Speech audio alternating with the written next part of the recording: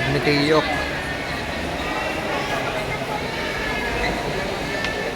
Okay. Yan po. Patalamin po natin ang napakalaking kaya ngayong araw na ito. At ano po sila ng sakramento ng binyag. Ito. So, pag sinabi po natin sakramento, ito po ay isang physical sign, isang banal na tanda o marka na sa Jesus mismo ang nagtatag, no? Tinatag ni Jesus. Ayan, umiiyak na po.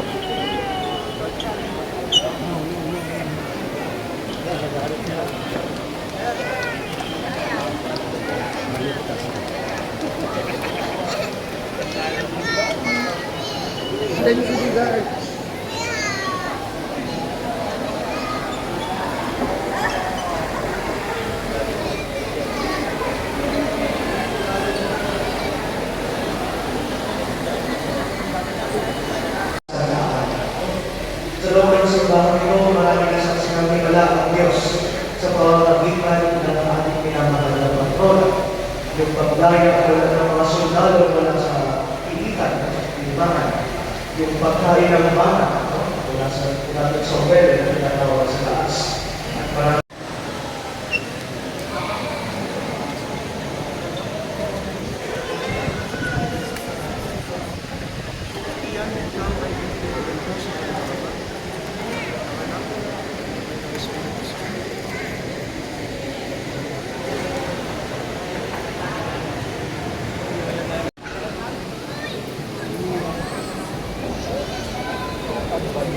Tulog na tulog.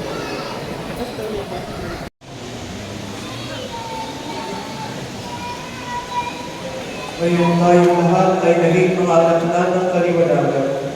Ngayong tayong lahat ay naging mga anak ng Diyos. Nagkakaroon tayo ng lakas ng loob tumawag sa ating Diyos bilang Ama. Kaya nga sa tagubilin ng mga nakagagaling na utos at turo ni Jesus na Panginoon natin ang Diyos, ipahayag natin ang lakas loob at sabay-sabay. Ama namin, sumasalangit ka, sambahin ang ngalan mo, kapasamin ang Panginoon.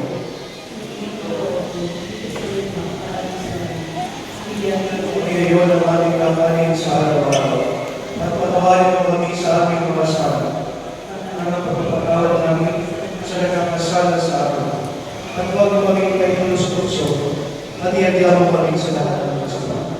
Amen. Ipagkatiwala namin ang mga batang ito, ngayon bilang kanilang mga pamilya, sa panalangin ng mahal na Birhen Maria.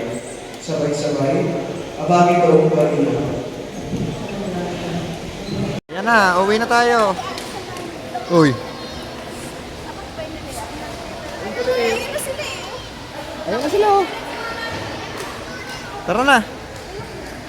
Halika na. Saan na sila Tiyok? Ayan. Tapos na yung binyagan ni Kian. Tapos na binyagan ni Kian. Oh, tara na.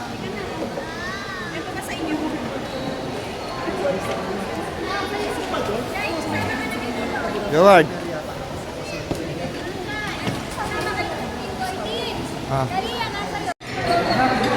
Tita. Tita. 1, 2. Ayan. Mga bisita ni Yok-Yok. Binyagan niya.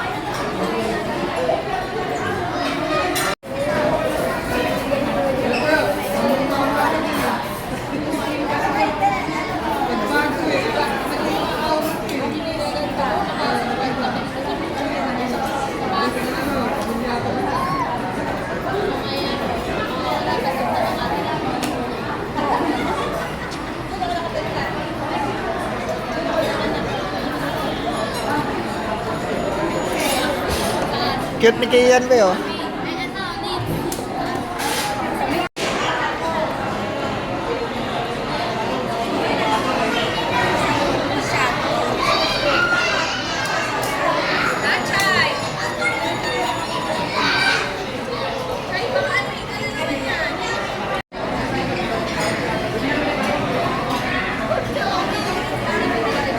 Okay na. Okay na.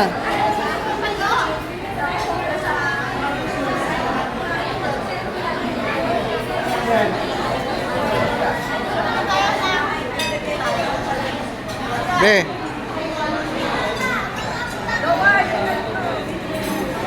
One, two. Oh, tiyok. One, two.